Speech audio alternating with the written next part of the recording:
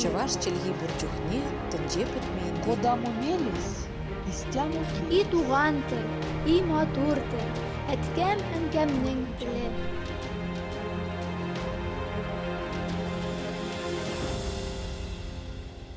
Исәнмесез, сіз Татарстан 24 каналында туған тіл тапшыуын қарайсыз. Сізнің білән Гүлүсә Сыңғатуллина. Бүгінгі тапшу татарның бүйік әдибі Ғабдулла Тукай ижаты. Шағирның тормыш юлында булган қызықлы очраклар. Татарстан Республикасының Ғабдулла Тукай исемендәге дәүләт премиясенә 2023 елда дәгъва кылучы кандидатлар хакында. Бар уем кишен көндізін сізнің хақта милләтім. Саулығың минем саулық, ауруың минем ауруым. Бу дөньяда нибары 26 ел гомер яшәп, милләтебез өчен шиксез хезмәтләр башкарган мәшһүр әдибебез Ғабдулла Тукайның тууына 26 апрельдә 137 ел була. Ғабдулла Тукай татар әдәбияты тарихына, яңа милли поэзиягә, заманча татар теленә нигез салучы бөек шагыйрь буларак кирип калды. Шагыйрьнең иҗат эшчәнлеге 8 ел гына дәвам итә. Тик шул вакыт эчендә ул үзеннән соң 400-дән артык шигырь, 9 поэма, 350 хикәя, очерк һәм истәлекләр язып калдыра. Яз җитте исә, без күңелләрдә Тукай иҗатын яңартабыз. Ел сайын 26 апрельдә Казан үзәге милли бәйрәм рухыннан гөрләп тора. Шагыйрьнең туган көнендә туган тел көне дә билгеләп үтелә. Шушы көнне сәнгатебез үсешенә зур өлеш керткән шәхесләргә Ғабдулла Тукай исемендәге дәүләт премияләре тапшырыла. Премия 1958 елның 8 апрелендә Тасыр мәдәният министрлыгы карары буенча гамәлгә куела. Әлеге премия җәмгыять тарафыннан танылу тапкан, югары һөнәри осталыгы, авторлык стиле, яңалыгы белән аерылып торучы, ватан һәм милли мәдәният үсешенә өлеш керткән әдәбият һәм сәнгать әсәрләре, шулай ук сәнгать белеме, әдәбият белеме өлкәсендә фәнни ачышлар өчен бирелә. 1991 елдан лауреатлар исемлеген Татарстан президенты раслый. 1958 елда беренче премияга 11 кеше лайык була. Бу шәхесләр күптән инде татар милли сәнгатының символларына, аларның әсәрләре сәнгать шедеврларына үрлә. Әлеге исемлектә Шүрәле балеты авторы Фәрит Яруллин, Тукай романын язган Әхмәт Фәйзи, Җәлил операсын иҗат иткән композитор Нәҗип Җиһанов, Татар халык әкиятләре китабына иллюстрацияләр ясаган рәссам Харрас Якупов, Галиәскәр Камал исемендәге Татар дәүләт академия театр артисты Хәлил Әбҗәлилов һәм башкалар. Бер кайчан да онытмагыз. Хатын кызларыбыз татар жанлы булсалар, милләтебез бер кайчан да югалмас. Ел сайын Тукай туган көне алдыннан Ғабдулла Тукай әдәби музейында Ғабдулла Тукай дәүләт премиясе кандидатлары белән очрашу уза. Әдәби күрешү, аралашу гына түгел бу. Бүгенге көннең актуаль мәсьәләләрен, борчыган темаларны күтәрү һәм әлбәттә телебез хакында фикер алышу. Хәзер айруча, хәле без шул тикле бигрәктә тел мәсьәләсендә, милләт мәсьәләсендә җәмәгатьләр бик тә авыр.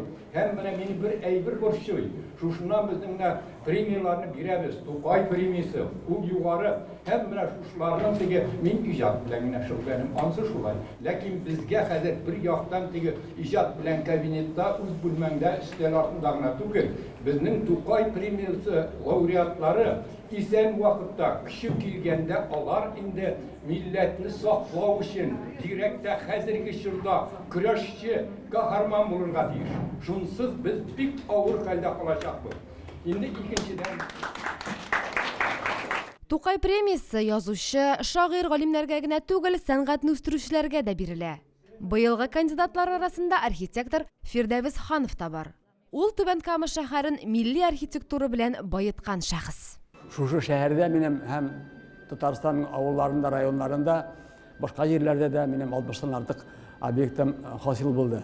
Гади генә объектларда да, биналарда мин инде милли хис кертеп булмасмы, бу безнең Татарстан җирлегендә бит читтән килгән кешегә күренеп булсын дип тырышып эшләгән эшләр бүгенге көндә бик матур. Шәһәрнең үзәкләрендә дә, бик күп җирләрдә дә Җәмигъ мәчете, Татарстанда иң беренче Җәмигъ мәчете безнең Түбән Кама шәһәрендә минем проект буенча төзелде. яр буйлары, бик күп паркларның авторы буларак та инде һәм бик күп һәйкәлләргә җан биргән кеше буларак мен инде бу эшләремдә үземдә ләззәт табам. Килгән кешеләргә рәхмәт әйтеп китәләр, чөнки мондый милли күренешле архитектура биналары Татарстанда бик аз чагыла. Фирдәвес әфәнде 44 ел гомерен архитектурага багышлаган шәхес. Соңгы 25 елда ул баш архитектор вазифасын башкара. Тукай премиясенә дәгъва итүчеләрнең берсе буларак мин үземнең шушы һөнәремне архитектор дигән исемне чыгартырасым килә, аңа бераз кеше игътибар итмәс микән дип, шул рәвештә җитәкчелек тә игътибар итмәс микән дип, чөнки менә аз гына анализны карасам да, ничә ел дәврендә архитектура дигән номинация буенча берегә дә әле премия бирелмәгән. Гел язучылар, гел музыкантлар, рәссамнар, ләкин без бит башка җиргә барганда китап укырга дип бармыйбыз. Чит илгә чыкканда, без чит илгә чыкканда анда музыка тыңларга дип бармыйбыз. Архитектура карарга барабыз. Тирәкне матурлыгын карарга барабыз. Әнишәптер бездә ул эшне эшләүчеләргә игътибар азрак. Фирдәвес абый хезмәтләренең фотосурәтләрен безгә дә күрсәтеп узды. Шуннан да, масштаблары да, башкару осталыгы да, миллилекләре дә сокландыра. Шәһәрдә 6дан артык парк бар. Аларны аңлар өчен күрергә, эшендә йөрергә кирәк ди ул.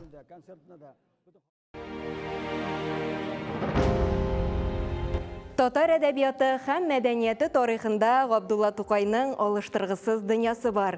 Шагыйрьнең шәхсе һәм иҗаты инде менә бер гасырдан артык әдәбият һәм сәнгать белгечләренең игътибарын үзенә җәлеп итә.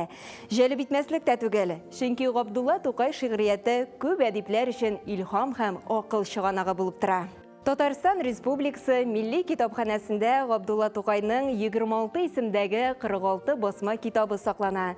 Шуларның 14-те шагыйрь үзе исән вакытта дөнья күргән. Аның Габдулла Тукай шигырьләре исемле беренче китабы 1907 елда басыла. Шул ук елны Габдулла Тукаев шигырьләре исемле тагын бер китабы дөнья күрә. Алга таба шагыйрьнең шактый күп китаплары, гәҗәт журналларда әсәрләре басылып чыкса да, халыкка ул гына җитмәгән. Кешеләр аның шигырьләрен күчереп язып, кулдан кулга таратканнар. Шагыйрь язмаларын гәҗәт журналларга биргән вакытта төрле тәхәллүсләр кулланган. Бүгенге көндә галимнәр Тукайның 70-кә якын тәхәллүсе булуын әйтәләр. Алар арасында Кырмыска, Шүрәле, Тәртә башы, Дыгачы, Бер фикерче, Бик усал, Болгар, Милләтче, Мәҗнүн, Мөсафир, Хәйләсез, Чапансыз һәм башка имзалар бар. Шунысын да әйтеп үтәргә кирәк. Тукай татар, гарәп, фарсы, төрек һәм рус телләрендә ирекле аралашкан һәм язган. Бу бит гаҗәеп күренеш. Әлеге факт шагыйрьнең ни дәрәҗәдә гыйлемле, киң кырлы, акыллы шәхес булуын күрсәтә. Әдип халык җырларын бик яраткан һәм аларны җыю буенча да ифрат күп эшләр башкарган. Шагыйрь 1910 елда Шүрәле тәхәллүсе белән имзаланган, халык моңнары дип исемләнгән, үз эченә 28 җыр тупланган китап та бастырып чыгарган. Тагы шунысы кызык, Тукай үз шигырьләрен һәр вакыт диярлек көйләп йөргән. Аларны халык көйләренә салып җырлаган. Дуслары белән күрешкәндә дә тыныч кына җырлап утырырга яраткан. Бер вакыт Йылдыз редакциясе журналисты Гариф Латыйф Тукайдан ничек шигырь яза башлауы хакында сорый.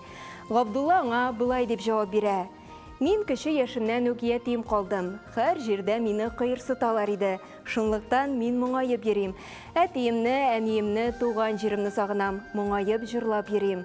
Язу таный башлагач, минем кулыма Бакырган һәм Мөхәммәдия китаплары килеп керде.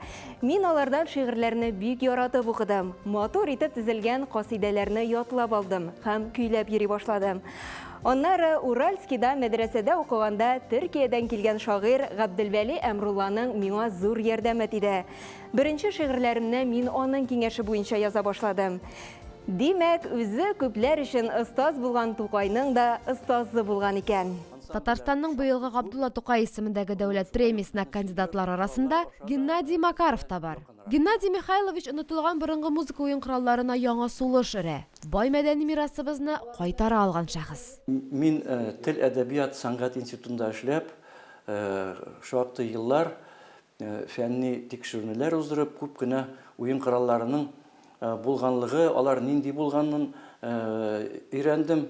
Һәм дә икенче әйтик бурыч ул менә шушы булган мәгълүматларны халыкка җиткерү. Чөнки тик торганда гына ул уен коралларын халыкка чыгарсаң, бу бездә булганмыни, бу үзегез уйлап таптыгызмы, әллә дип сораулар күп булачак. Һәм алар бар иде дә. Инде китаплар, фәнни мәкаләләр чыккач, ул сораулар үзеннән үзе җавап тапты, кеше белде. Фәнни яктан күпмедер өйрәнгәннән соң Геннадий Михайлович бу уен коралларын гамәли яктан да кайтаруга алынган. Кулына балта, пышкы тотып, уен кораллары ясаган. Бүген ул аларның серләрен яшь буынга, укучыларына да шишә. Аннары инде аларны балаларга, яшьләргә өйрәтеп, әкренләп ул бүгенге көндә безнең сәнгатебездә инде ят уен кораллары түгел, аларны барысы белә. Һәм дә бу менә эш ул әлбәттә үзебезнең мәдәни мирасыбызны яңадан кайтару өлкәсендә бик миңа калса мин бик шатмын. Бу эш үзенең урынын тапты, эшләнде.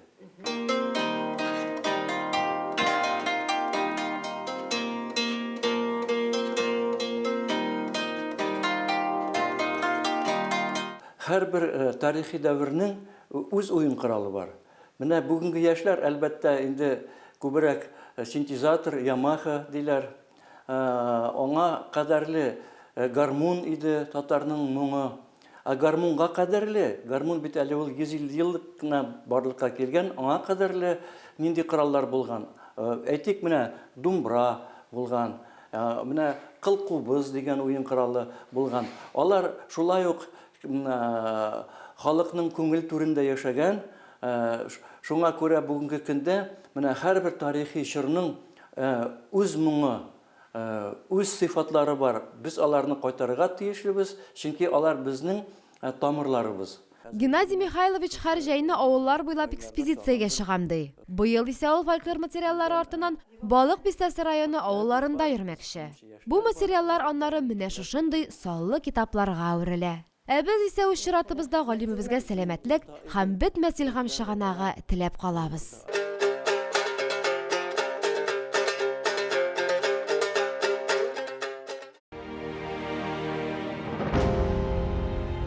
Тукай аның иҗаты ниндидер вакыт кысаларына гына сыймый. Ул халкыбызга көч, куәт, дәрт һәм дәрман биреп торучы мәңгелек. Ул безгә тарих тарафыннан татарлыгыбызны саклау өчен бирелгән яткәр. Аңа милли хис белән сугарылган талант иңдерелгән. Ул аны үзенең кыска гына гомерен чәчми-түкми милләтенә хезмәт итүгә багышлаган. Гомеренең беренче көненнән соңгысына кадәр халык белән яшәгән. Аның авыр язмышын үз язмышы рәвешендә кичергән. Ди күренекле татар галиме Индус Таһиров. Үзенең исемен исән вакытта ук мәңгелеккә язып калдырган Габдулла Тукай 1913 елның 15 апрелендә Казанда вафат була. Бу көнне шәһәрдә рәсми булмаган матәм көне игълан ителә. Кибетләр, заводлар эшләүдән туктап тора. Фабрикаларда кыска эш көне игълан ителә. Мәктәп, мәдрәсәләрдә укулар туктатыла.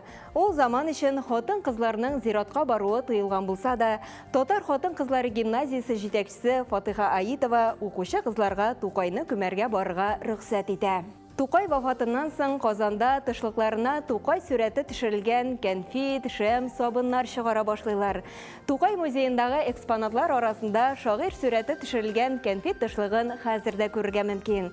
Әлеге кәнфитләрне Казан сәүдәгәре Вәлиулла Ибрахимовның Шамил йортында урнашкан Альфа кондитер фабрикасы чыгарган. Шагыйрьнең вафатыннан соң аның йөзеннән гипс битлек төшереп алынган. Бүгенге көндә ул Казандагы Габдулла Тукай әдәби музеенда саклана. Үз вакытында Дәүләт музееның әдәби экспозициялар бүлеге хезмәткәрләре, сынчылар Садри Ахун һәм Бакый Урманчы битлекне өйрәнеп, аның чыннан да шагыйрьнең йөз чалымнарын тулысынча күчерүен белдергәннәр. Бакый Урманчы гасыр башында мондый битлекләрне гадәттә Казан университетының медицина факультеты студентлары төшергәнлеген хәбәр итә. Шагыйрьнең йөзеннән гипс битлек төшереп алу хәстәрен кем оештыргандыр билгесез. Шунысы билгеле, Тукайның якын дусларыннан берәү аның кадерле чалымнарын киләчәк буыннар өчен саклап калырга теләгән. бәлки Фатих Әмирхандыр. Чөнки 1926 елга кадәр, ягъни Фатих Әмирхан вафат булганчы бу битлек аңарда сакланган. Тукай премиясына чираттагы кандидатлар «Әдәмнәр» спектакле белән Әкият Курчак театрының иҗат коллективы. Бу спектакль 2021 елда чыкты. Июнь айында без аны тамашачыга тәкъдим иттек. Һәм әйтәсем килә, репетициялар бик җиңел үтте. Без барыбыз да әзер идек, без барыбыз да бик күп укыдык, бик күп материал тупладык. Чөнки бу спектакльдә Галимҗан Ибраһимовның повестеннән башка шигырьләр яңгырый, газетный статьялар шулай ук без сайлап алган. Дәрдмән шигырьләре, Хади Такташ шигырьләре бар. Шул заман чорындагы шагыйрьләр шигырьләре яңгырый бу спектакльдә. Шуңа ул материалны бергә без инде шушы спектакльгә туры китерерлек иттереп без аны сайладык инде бергәләшеп. Актерлар «Әдәмнәрне» уникаль спектакль дип атый һәм Россиядә генә түгел, дөнья күләм театр дөньясында да мондый әсәр башка юк дип саный. Спектакльнең тематикасы гына да бу сүзләрнең хаклыгын дәлилли сыман. Гәрәй образы ул бит барыбер спектакль барышында миңа ул образның ничек үзенең кешелеклеген югалтуын күрсәтергә кирәк. Менә шушы ачлык вакытында. Ул бит бер көн эчендә түгел. Ә син аны этап белән бүлеп, үзеңнең үзгәрешеңне, ул бит пластикада гына түгел, теге сөйләмдә генә түгел, күз белән, бит мимика белән син аны күрсәтергә тиеш. Теге аш булып кына йөреп булмый. Ә син күрсәтергә тиеш үзеңнең ишеңдәге менә шул кешелеклелек ничек югала шушы ачлык вакытында. Һәм ул ничек аның белән көрәшә, ул ничек гаиләсен ашатыр өчен, аларны исән калдырыр өчен башта ничек көрәшә, аннары соң үзе дә сизә башлый шушы кеше ашаучылар рәтенә керә башлаганын, үзе дә сизә башлый. Һәм ул психологиягыннан бик авыр. Без бу спектакльне уйнаганнан соң кайбер вакытны теге сөйләшәлмибез дә. Ике хәерче бала керделәр дә югалдылар. Кая керделәр? Зәбидә карчыкка. Әткәй. Зәбидә карчык. Кеше ашаучы. Мин үзем күрдем, әткәй. Ике хәерче бала керделәр дә югалдылар. Тизрәк. Күршеләр! Минем кулда Зәбидә карчык, ул кеше ашаучы карчык. Ул инде менә спектакль башында балаларны ашый торган булган. Аны Гәрәй безнең төп герой үзе аны әрләп, сүгеп бара, ахырда инде менә шул үзе балалар тормышы өчен көрәшкән кеше, үзе кеше ашаучыга әйләнеп кала. Менә бу шундый бик кызыклы курчак безнең. Менә шулай итеп аның эче ачыла һәм аннан менә бала башлары кыйлып төшә. Зәбидә образы инде ул мен башкарган образларның берсе. Мин бу спектакльдә 8 образ башкарам. Аның берсе драматик планда, 7-се курчаклар белән. Артистлар әсәрне шул дәрәҗәдә үзләре аша үткәреп уйный ки, хәтта соңыннан күпмедер вакыт аңа да килә алмый торабыз диләр. Әлбәттә, һәрбер курчакның үзенең сөйләм алымы, тавыш характеристикасы, йөрем алымы. Шуңа бер юлы 3 курчакта сәхнәдә уйный. Аларны менә тиз арада тавышын бутамыйча, йөришен бутамыйча, тиз генә бер-берсеннән күчеп куллана белергә кирәк. Минемчә инде менә бу артистлык осталыгы. Күп кенә вакытта мин курчакны тавышландырсам, Дилүс Хуҗахмәтов аны йөртә. Без менә шулай бер-беребезне тоябыз. Безнең бик көчле партнерлык, тоемлау бездә. Без инде бер-беребезне күз карашыннан, сулышыннан аңлыйбыз. Бу спектакльдә гомумән без бик бәйле бер-беребезгә. Без монда бер генә секундка да спектакльдән чыга алмыйбыз. Шул кадәр спектакль концентрация таләп итә. Монда бит әле без образлар турында гына түгел, күргәнегезчә менә безнең уйнау площадкасы инде ул ләхет формасында эшләнгән. Монда менә безнең өстәлдә, әгәр дә без менә бу сандыкны бераз гына дөрес чыгармасак, безнең менә зиярат ашылмыйча, күтәрелмәйчәк. Әгәр дә инде без сандыкны бераз гына артык бу якка күчерсәк, безнең өстәл әйләнмәйчәк. Без әле уйнаган вакытта образлар турында гына түгел, менә шул техник мәсьәләләрендә күз аллап уйныйбыз. Син менә әле ул дөньяны болгатып ятучы. Җитмәсә, Алла, Молла дип лыгырдаган буласың. Син менә әле ул бырлы каршы аханаңны. Үтерсәгез дә, бер сүзем дә юк.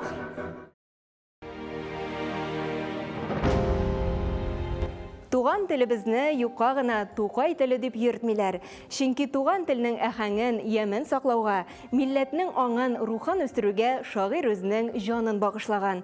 Киләчәктә дә Тукай безнең белән янәшә атлар, иҗаты әле күп буыннарны тәрбияләр дигән ышанычта калабыз.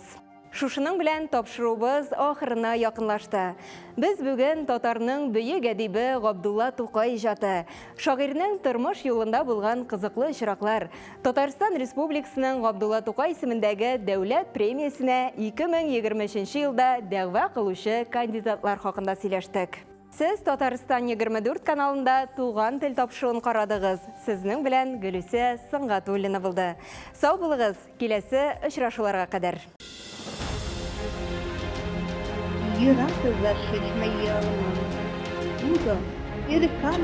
Чаваш челги бурчухне тенже путмейді. Куда мумелис, истяму И туган тел, и матур тел, әткәм әнкәмнең теле.